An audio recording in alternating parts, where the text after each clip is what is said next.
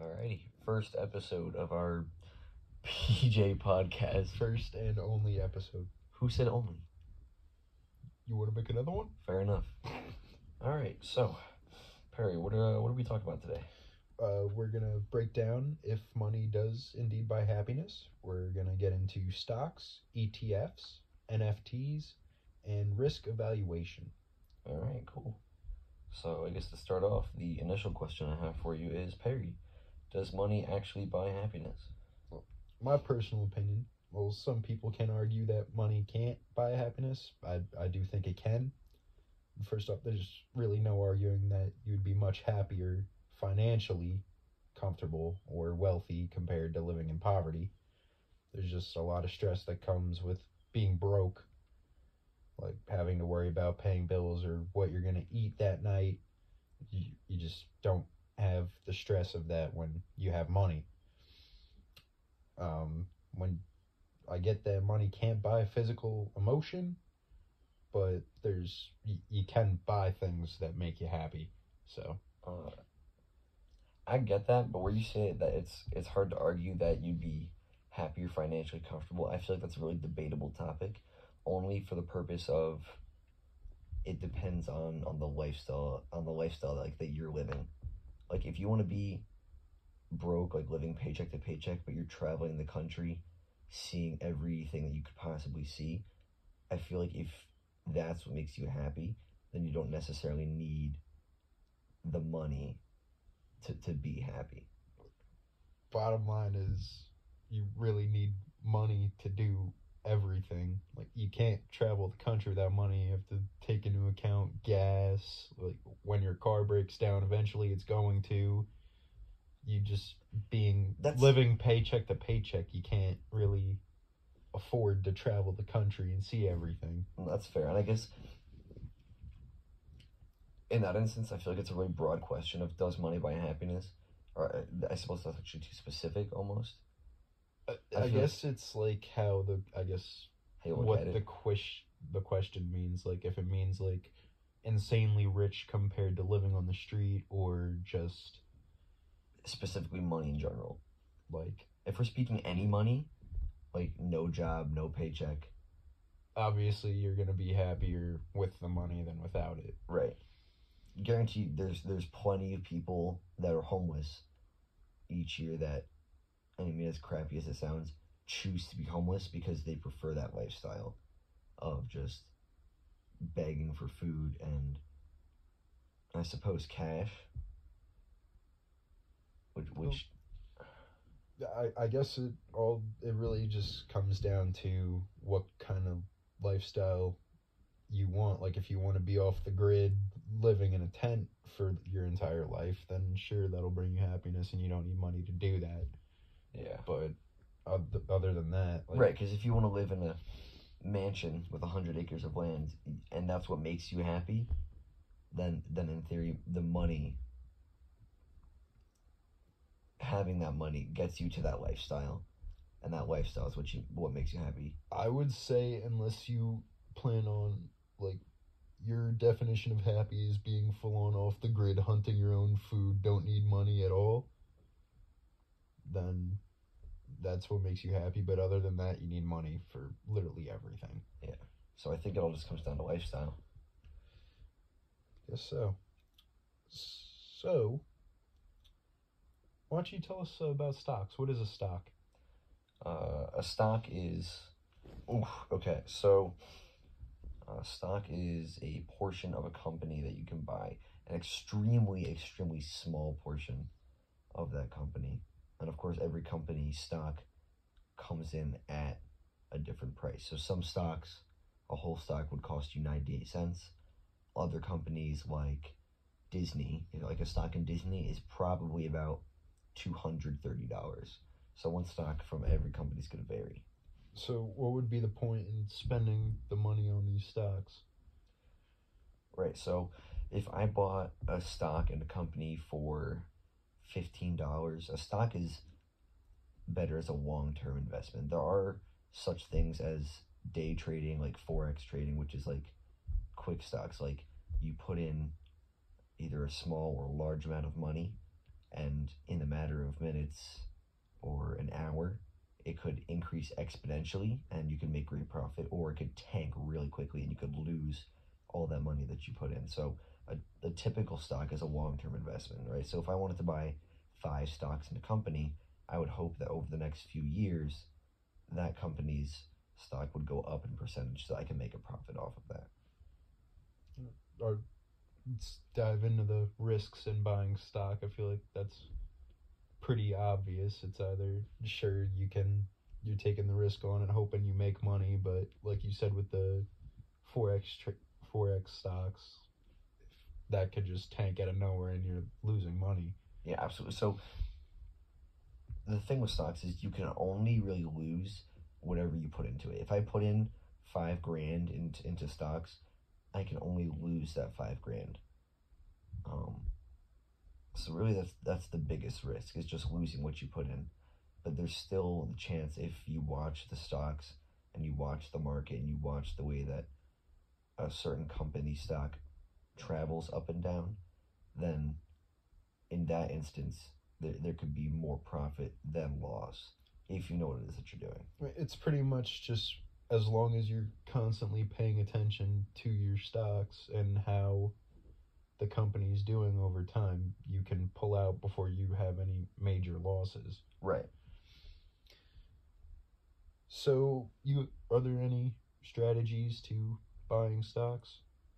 Yeah, I mean, the most typical strategy that most people use is they'll watch a company and they'll wait for a small, or even more hopefully like a major dip in that stock's price, and that's when they'll buy. So they'll buy low, and then they'll wait and they'll watch as the stock rises and increases more, and sometimes it increases exponentially and sometimes it increases just a little bit. But before you believe that that stock's going to drop again, then you want to sell your stock, right? Which is where the term buy low, sell high comes from, because you want to buy it when it costs you nothing, and you want to sell it after it increases exponentially. All right. So ETFs, exchangeable trade funds, what are they? Right. So an ETF is essentially, all right. So we just discovered we went over stocks. An ETF is essentially, you can buy a bundle of stocks put together, which has its benefits over buying a singular stock. So like an ETF would be like 3 or 4 or 5. It depends on the ETF, but it's just a bundle of those stocks mashed together into one combined thing there. And they are all from different companies, so you don't buy an ETF isn't like 5 stocks from the same company. They're all like 5 different companies. So comparing an ETF to just buying a stock, you'd be better off with an ETF, because if you just buy a singular stock, you watch that stock drop, it's just straight up you lost. But if one of your stocks in an ETF goes down but the other one goes up, it balances out. So, or if one drops 10 cents and another one goes up 15 cents, you make a 5-cent profit. So it's less risky to get into ETFs over stocks. Right. So how would you go about buying or investing into ETFs? Right. So for a stock, when you're buying a stock, you are buying it specifically from the company that is releasing that stock. Whereas an ETF, so a mutual fund, right? A mutual fund is very similar to an ETF, but a mutual fund you can only buy from whoever it is that is allowing you in the first place to buy that mutual fund. Whereas an ETF, you can buy it from other users that are using the same ETF, right? But to get into ETFs in the first place, you have to have what's called a brokerage account, which isn't a terribly hard thing to acquire. It takes a little bit of internet time and maybe a course. Not even anything too complicated like that, but it's a bit easier to manage than buying stocks directly from a company. Say if you owned an ETF and I wanted to get into ETFs and I had this brokerage account, I could say I want to buy your ETF at whatever its worth is. So NFTs, we've been seeing them all over the place until a couple days ago. I didn't even know what they were. Yeah, NFTs really took the internet like in a huge sweep. Like I just thought people were selling pictures of weird monkeys. Yeah, no, so NFTs I didn't know existed a year and a half ago, and then through the internet and just viral videos and social media, it started popping up everywhere. Right. Well, before we look at them as a whole, let's break down what they stand for. Right. So an NFT stands for a non-fungible token, right? And non-fungible is just meaning that every NFT is completely unique. So the word fungible means that the worth of the items are exactly the same. For example, $100 bill would be fungible. Each $100 bill is worth the exact same amount as any other. Or five $20 bills or two $50 bills will still equal $100. That's never going to change. Right.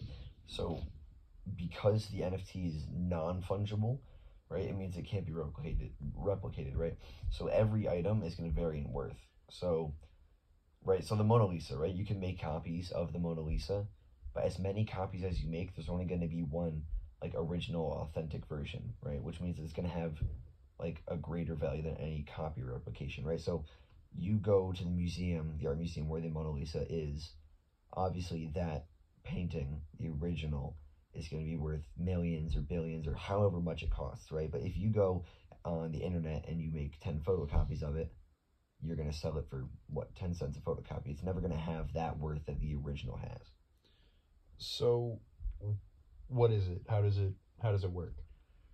So an NFT in general allows somebody on the internet, like a digital artist or somebody that's producing like musical beats or anything like that, to quote unquote like copyright their original, like their digital work, right? And then they could securely like sell it at a set price of their choice, right? And so if you could forge it or screenshot it or however you choose to go about that, but you would be incapable of selling it for actual profit than the original person who claimed this NFT. Right. So technically the only person that would ever be able to sell or trade this art or music, or I saw somewhere even like real estate or digital pets, you have to be the current owner of it. You have to be the one who has the copyright to it. Right. So there's like fungible currency like Bitcoin, right? And Bitcoin, it can fluctuate in value, right? It's constantly changing. I keep seeing all the time Bitcoin's going down 5% a day, up 8% in one day, right? It's constantly changing, but the value of an NFT is set by whoever owns it, and it can only change if the current owner or the next owner changes that price. Right. So with all of that talk about stocks and NFTs and everything, I feel like we should get into risk evaluation. So big question would be, are these risks worth taking? I say if you want deep pockets, you need to take risks. There's just no possible way of making serious money without taking risks. Every single time you invest in a company, you're taking a risk. Or if you run a business and you want to release a new product, you run the risk of it failing, and you wasted all that money on that product and it's not selling. So while the consequences of these risks might be extreme, there's gonna be a reward if it works out. Right. So obviously I feel like there's little risks, right? So little risks are gonna have a decent outcome, right? And if they don't go well, they're gonna have a not too terrible result, right? But there's also greater risks, right? And greater risks, you can make a greater profit or whatever it is that you're putting a risk in towards. But also, same token, on the backside of that risk, you have a greater downfall, right? So is there a way that you could strategically make these risks? Well, simplest version of it is when you're going to invest in something, don't be stupid. I mean, a simple way of looking at it would be, if you're investing in a company, would you rather go for a local store or a fast food chain? You always want to figure out the goals of the company you're investing in. Like, if you're looking to invest and find a small business owner who has no plans of expanding, they only want to stay one store locally, that's probably not going to be your best option. There's just, you need to expand to be able to make serious money off investing. There's no way of investing that has zero risk, but some investments are less risky than others. Right. If you go your entire life in the world of entrepreneurship without an investment backfiring on you, you might just be the luckiest person in the world. You should go buy a bunch of lottery tickets. With the amount of risk you would take, there's just no avoiding losses. This is why you should always have emergency funds in place. Keep a separate account with money you will not touch in case of a failed investment, so you're not completely broke if something goes seriously wrong. Another great thing to do is you always want to have an exit strategy for an investment you make. You need to come to terms with the fact that you ultimately have no control over how the investment turns out, but you can control how much you lose. You can do this just by defining selling points for your stocks and loss or profit. So you invest in a stock, you tell yourself, all right, I'm selling whether I make this much profit or I start losing this much. So say you put $5 into a stock. Tell yourself you'll sell when it hits 20, or you'll sell when you drop under $5. So that way you're controlling how much you lose and you're controlling how much you make. Make sense? Yeah. No. On the note of big risks and small risks, I feel like you could also, like, you could almost rank it, right? So if we backtrack, I want to backtrack a little bit before we even end this episode, right? So like you were saying, stocks, I feel like, as we mentioned earlier, there's a greater risk in buying your typical stock versus an ETF, right? Because with your typical stock, like you said, you could lose something beneath that $5, whereas, like, if we go to the ETF, you have a less likely possibility because you're invested in so many stocks bundled into one. Yeah, so even if one starts to drop, the other four could increase and balance, or even still make profit while that other one's dropping. Right. And even with the NFTs, there's still a technical risk there, because pretend you buy an NFT in hopes that you could increase the price to sell it, and all of a sudden nobody wants to buy that NFT from you. Nobody no longer needs it, right? Because really, the worth of an NFT is whatever somebody's willing to pay for it, right? So if you're willing to buy that NFT for $100 and you want to sell it for 150, but nobody thinks it's worth anything more than that $100, you could possibly get your money back, or nobody buys it and it's a loss of $100. So that's another risk that you could be taking there. Yeah. I feel like that kind of wraps up everything we're talking about here. I think so. I think we covered everything. Yeah, all right. Well, that was a quick and short episode covering money. Does money really buy happiness? Which we've narrowed it down to lifestyle. We've covered some stocks and ETFs, which can be bundled all into one. NFTs, which are sweeping the internet, and risk evaluation.